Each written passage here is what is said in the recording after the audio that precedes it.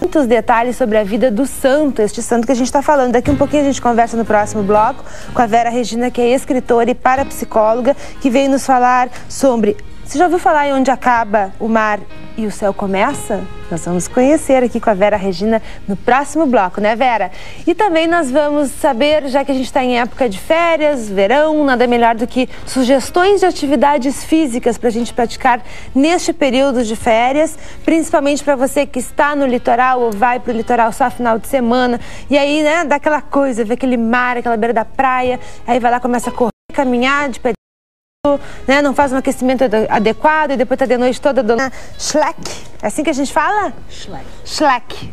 Escritora, parapsicóloga, e ela escreveu o livro Onde Acaba o Céu, Onde Acaba o Mar e o Céu Começa, lançado em novembro do ano passado, não, de 98, e o seu segundo livro foi publicado em abril de 1999 e teve participação na 9ª Bienal do Livro no Rio de Janeiro. Mas tu é gaúcha, né, Vera? Sou gaúcha. Como é que foi essa aceitação? Como é que é a aceitação dos escritores, dos autores gaúchos no centro do país? Boa tarde. Tudo bom? Tudo bem. Satisfação em estar aqui novamente no programa, esse grande programa maravilhoso, espetacular, uma audiência extraordinária, de muito bom gosto, e toda a produção que me agraciou no dia de hoje, para que eu tivesse mais uma vez essa grande e solene oportunidade, né?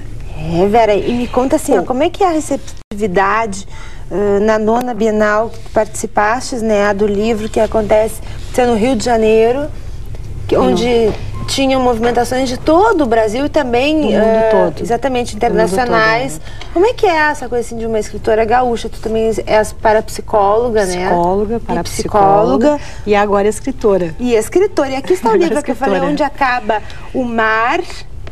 E o Céu Começa. E o Céu Começa. E é um título que a gente fica assim pensando que é um título que vai muito além, né, do céu e do mar. É bem sugestível, né, Cristina? Porque onde acaba o mar é aquela tribulação toda, assim, aquela maré que vem, leva, destrói, né?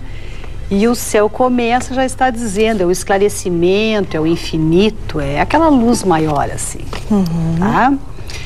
E sobre a Bienal do Livro, querida, que tu acabou de me perguntar, foi assim, eu escrevi esse livro aqui em 4 horas e meia, o Jorge da Capadócia, que é o primeiro-ministro, soldado secretário de Jesus Cristo, que é um romance 100% psicografado, pelos 2 espíritos iluminados do nosso primeiro imperador cristão, que foi o grande Constantino, e o gladiador Astartes Litério, que ambos foram grandes amigos particulares, pessoais, desse príncipe da Capadócia, Capadócia, que é a região da Capadócia, né? Na Turquia, na Ásia Menor. E eles foram grandes amigos de Jorge da Capadócia, ali formaram todo um triunvirato cristão até a libertação dos cristãos no mundo todo.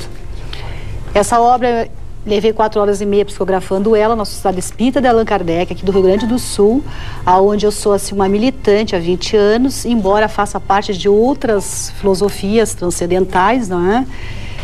E o interessante salientar é que Jorge da Capadócia, ele é um santo literalmente católico. E é o único santo da Igreja Católica que conseguiu entrar nos 4 cantos do mundo, dentro de todo o movimento afro do mundo todo. E ele entrou dentro da escravatura. Então, por isso que aí a palavra Ogum é uma palavra em latim que significa o grande, o iluminado. Ogum. Ogum. Você está dizendo em latim, ó. Ogum, o grande, o iluminado, né?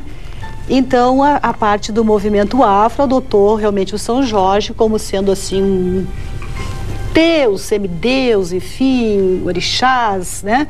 Porque eles têm outros credos, outras filosofias, outras religiões, enfim, eles têm outro tipo de fé, diferente da nossa, aqui do Ocidente, principalmente do Ocidente, né? E das religiões, de certa forma, as religiões, assim, no caso, orientais. E eles acreditam em deuses, e os deuses para eles são orixás. E eles adotaram São Jorge como sendo um deus, o deus da guerra para eles, também o deus da justiça, enfim, né? O orixá Ogum. Até porque, para não dar assim choque com referência ao movimento da Igreja Católica. Até parece uma contradição, Cristina, porque eles impuseram essa condição dos negros só gostarem de São Jorge, porque na época da escravatura eles eram totalmente assim proibidos de professarem livremente a sua fé. A fé deles, enfim, os orixás. E foram obrigados, nesse caso, a adotar São Jorge, e como outros santos, enfim, da Igreja Católica, porque senão eles iam pro açoite, pegavam eles e eles apanhavam até morrerem, os coitadinhos, né? E aí eles sabiam que São Jorge era um santo libertador, mas não sabiam bem do que, mas sabiam que era um guerreiro. E eles ficaram rezando tanto aí para São Jorge libertá-los da escravatura, e realmente São Jorge, com a força de Deus aí, libertou-os da escravatura. Tanto é verdade que um belo dia a princesa Isabel, não é isso aí? Deitou e levantou no outro dia e assinou lá a Lei Áurea. A libertação dos escravos, né? E assim sucessivamente foram todos libertos os escravos no mundo todo, né?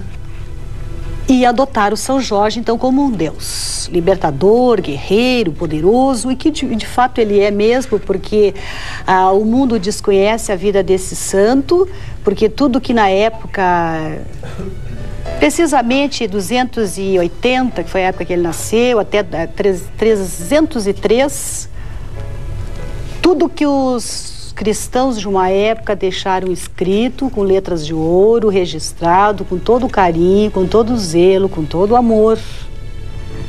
Na época da Santa Inquisição, gente, foi tudo rasgado, queimado, incinerado, tudo em praça pública. E nada sobrou do santo guerreiro Jorge da Capadócia, que é o grande Ogum. Ogum São Jorge Ogum é o mesmo. Por que tu disse no último capítulo que ele é um esquecido pela história? Por causa da época da Inquisição, meu amor. A Inquisição acabou com ele, né? Destruiu com ele.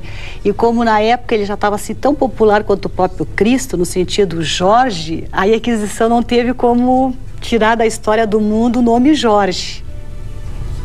Aí eles foram obrigados a deixar o quê? Apenas assim, Jorge da Capadócia. Jorge foi um mártir, um cristão, mártir, um santo da Igreja Católica, e fez parte das tropas do imperador Diocleciano, dentro do Império Romano, e morre como decapitado, supostamente decapitado, com 23 anos de idade, no ano 303. Então foi só isso que eles deixaram escrito, porque não tinha mais como apagar o nome Jorge da história do mundo, e assim o mundo só sabia até então, conhecia essa parte que a Igreja Católica deixou os inquisitores de uma época, né? Tanto é verdade que tantas pessoas afora, por o mundo afora aí, por nada não ter nenhum tipo de bibliografia de Jorge da Capadócia, do grande São Jorge, ou seja, o de Ogum, né? As pessoas têm ele, assim, grande parte da humanidade tem ele como uma lenda, porque não existe nada para ser lido, nada para ser pesquisado, em museu nenhum do mundo, em livraria nenhuma do mundo, tiveram ele como uma lenda. E agora, com a graça de Deus, já que estamos agora no limiar, já entramos dentro do limiar do terceiro milênio, tudo que é verdadeiro, o tempo até então levou e novamente está trazendo.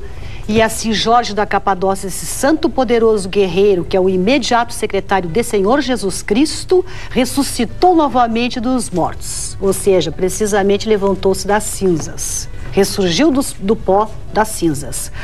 Porque tudo que é verdadeiro não tem como esconder, não tem como abafar. É a mesma coisa a gente querer tampar a claridade à luz do sol.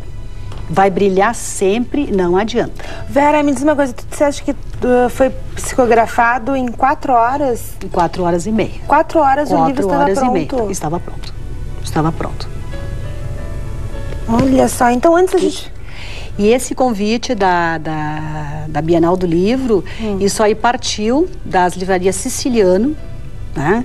Que é uma forte editora aqui no país, E realmente uma das grandes livrarias que nós temos muito forte aqui, tanto a Siciliana como a Livraria Saraiva. Eu também agradeço a Deus e ao grande São Jorge aqui, que foi dentro dos desígnios dele também, e de Senhor Jesus Cristo, e de todas as forças do bem, que eu fui agraciada de receber num solene dia, enfim, o convite da Livraria Siciliana e Saraiva para que eu fosse fazer uma sessão de autógrafos no dia 23 de abril, com o lançamento oficial de Jorge da Capadócia, na 9ª Bienal Internacional do Livro, lá do Rio de Janeiro, de 99. E eu pensei, meu Deus, cruz credo, eu já fui toda assim, desse jeito, altamente insegura, pensando, mas meu Deus, não sou conhecida como escritora, né? Segundo livro, eu sou conhecida até então pelo primeiro, eu estava sendo conhecida até então, assim, entre aspas, assim, aqui dentro de Porto Alegre, viu, gente? Alguma coisinha ali do interior do estado. Aí eu chego e vou participar de uma Bienal do Livro, que dentro de uma livraria siciliana, com a força, o peso que eles têm lá dentro de uma Bienal internacional. Pensei comigo, Nossa Senhora, eu vou autografar uma meia dúzia de livros, aí vou passar até vergonha, né? Qual é a tua religião, Vera? Eu sou universalista, querida. Não tenho, assim, propriamente um dogma, assim, uma religião. Eu sou universalista, né? Vamos passar, então, para este livro, Onde Acaba o Mar e o Céu Começa, que é um livro também polêmico. Esse é o primeiro livro, né? Esse é o primeiro. Que é um livro, assim, que gerou muitos comentários e muita polêmica. Então, para quem não conhece, para quem não sabe, eu gostaria que tu explicasse também, Vera, sobre toda a discussão que se envolveu ao redor deste livro aqui. Esse livro aqui, para os telespectadores, assim, saberem, é um livro que se trata, assim, de coisas polêmicas, porque se trata da realidade do dia a dia, da vida, do que acontece conosco. Os nossos problemas da sociedade, problemas psicológicos, psicossomáticos, enfim. Né? Esse livro, ele nasceu de uma inspiração, eu diria assim, de certa forma, infelizmente, 7 dias após a perda precoce do falecimento da minha mãe. Então eu estava muito triste e eu fui para o mar, lá para Tramandaí, e na beira do mar, querendo transpor, botar para fora todo aquele sentimento de perda, pela perda da minha mãe, aí nasceu o livro, precisamente Onde Acaba o Mar e o Céu Começa. Então, por que polêmico? Porque enfoca situações assim polêmicas, eu diria assim, de certa forma, ainda perante a nossa sociedade do mundo, como um caso que é polêmico não só pela sociedade ainda, mas infelizmente em função das religiões, dos credos, do sincretismo, enfim, que seria assim, histórias como o aborto, por exemplo, é uma coisa muito polêmica, discriminação social e racismo ainda muito polêmico no nosso mundo, na nossa sociedade. Qual a tua visão do aborto? Antes que tu continue, vamos só te interromper um pouquinho. Qual é a tua visão do aborto? Como é que tu vês o aborto? Olha, querida, nesse caso o leitor realmente tem que ler. Porque aí vai dar mais ou menos umas 10 páginas. E a história, no caso, se eu começar a falar só sobre o aborto aqui, seria digno, eu diria assim, para escrever só um livro a respeito disso aí. Porque se dá uma palhinha, já dá mais interesse, entendeu? A gente ler o livro. Olha, é justo uma pessoa abortar quando ela, vamos supor assim, ela foi estrupada. No caso, eu diria assim, ela tem um caso com outro homem, de repente ela é casada, por qualquer motivo, teve aquele relacionamento e arrependeu-se daquilo que fez. Então, se ela não fizesse aborto, ela vai passar a vida inteira com a consciência pesada, com aquele homem que, na verdade, ela ama, né? Com uma criança que, de certa forma, é um bastardinho e que ela é o pai, é outro homem, e o marido tem aquela criança como sendo filho dele. Olha que situação delicada para essa mulher. Essa mulher vai ficar com um problema muito grande de consciência para o resto da eternidade da vida e saber que ela está traindo, na verdade, 2 pessoas, não ela própria, porque ela sabe. Mas está traindo o marido dela, que ela diz amar, está traindo principalmente aquele filho, aquela criança que acredita que aquele pai que está criando seja o verdadeiro pai. E embora realmente eu concordo que o verdadeiro pai, a verdadeira mãe, na verdade é a que cria. Mas é uma questão dos princípios da moral interior, não é?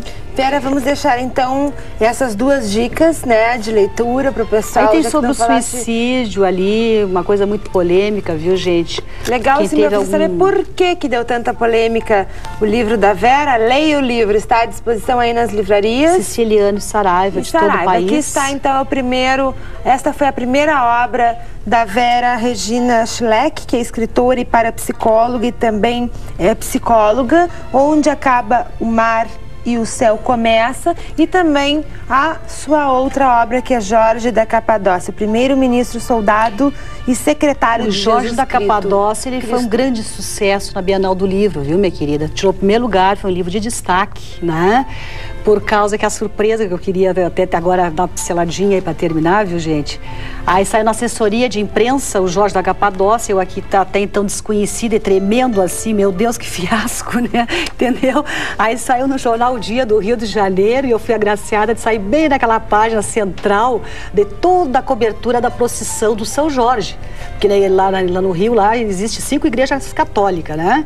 E como saiu em destaque dentro do jornal O Dia, então veja bem, então todas as pessoas que eram devotos do santo católico e do santo afro também, né? Que pela Ogum, foram tudo lá na Bienal adquirir o Jorge da Capadócia. Comecei a autografar o livro às 18 horas e fui autografando até às 3 da manhã e não tinha mais força aqui no braço, de tanto escrever, Agora né? vai continuar autografando cada vez mais aqui em Porto Alegre, tá bom, Vera? Amém. Obrigada pela tua presença. Eu que agradeço. As dicas do livro, Vera Regina Schleck, escritora, psicóloga e parapsicóloga. Nós vamos agora, lembrando a você do sorteio que a gente faz aqui todos os meses. Segunda-feira a gente vai estar fazendo o sorteio do nosso televisor 29 polegadas.